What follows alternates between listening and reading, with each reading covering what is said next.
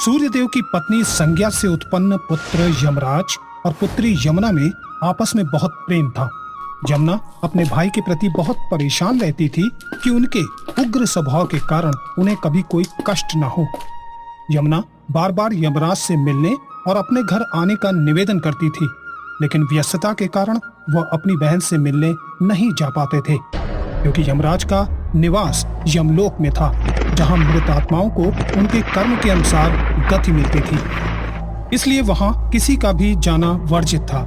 इसलिए यमुना चाहकर भी अपने भाई से मिलने नहीं जा सकती थी। फिर एक बार कार्तिक का महीना आया। दीपावली का समय था।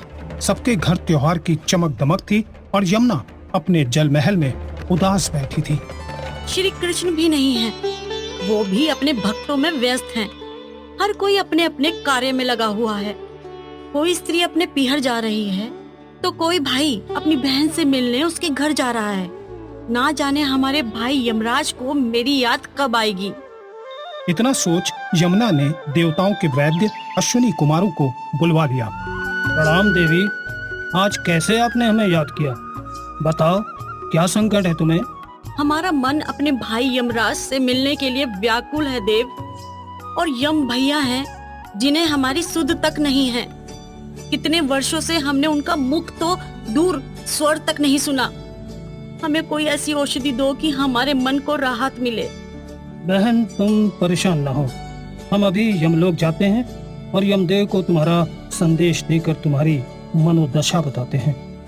इतना कहकर अश्विनी कुमार अंतर्ध्यान हो जाते हैं और यमलोक पहुंचकर बहन यमुना का संदेश यमराज को सुनाते हैं। यमराज कार्तिक शुक्ल द्वितीया को यमुना के घर जाने का वचन दे देते हैं और अश्विनी कुमार यह संदेश बहन यमुना को बता देते हैं। यमुना यमराज के आने का संदेश सुन अत्यंत प्रफुल्लित हो जाती है और तरह तरह के पकवान बनाने लगती है। तभी आकाश मार्ग से भैंसे पर सवार होकर यमराज आते हैं और यमुना उन्हें देखकर बहुत प्रसन्न होती है।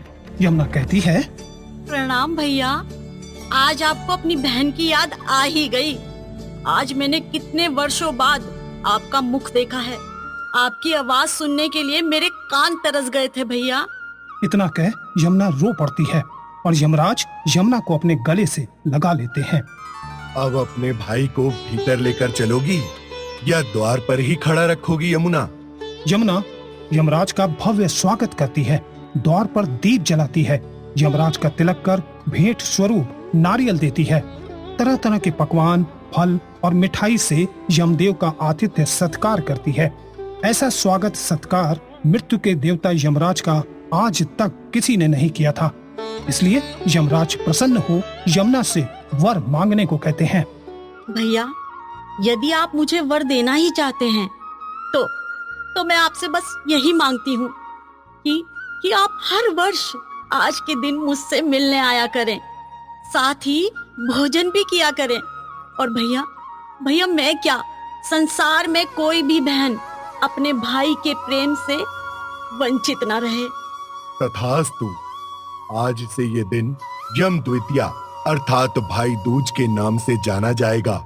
जिस प्रकार तुमने मेरा स्वागत किया है, जो भी बहन अपने भाई का तुम्हारी ही भांति आदर सत्कार करेगी, उस भाई की कभी अकाल मृत्यु नहीं होगी। और जो भी भाई बहन आज के दिन तुम्हारे जल यानी यमुना स्नान करेंगे, वो मेरे प्रकोप से दूर मेरी कृपा के पात्र होंगे। उनके जीवन के पाप और कष्ट दूर होंगे। यमराज का ऐसा वरदान सुन यमुना बहुत प्रसन्न होती है और तभी से भाई दूज के दिन बहनें अपने भाई का तिलक कर उसके उज्जवल भविष्य के लिए आशीष देती हैं। इस प्रकार की रोचक कहानियों को सुनने के लिए हमारे इस चैनल को लाइक, शेयर और सब्सक्राइब करें और हाँ, बेल आइकन जरूर दबाएं ताकि रोचक कहानियों का नोटिफिकेशन सबसे पहले आप तक पहुँचे। नमस्कार।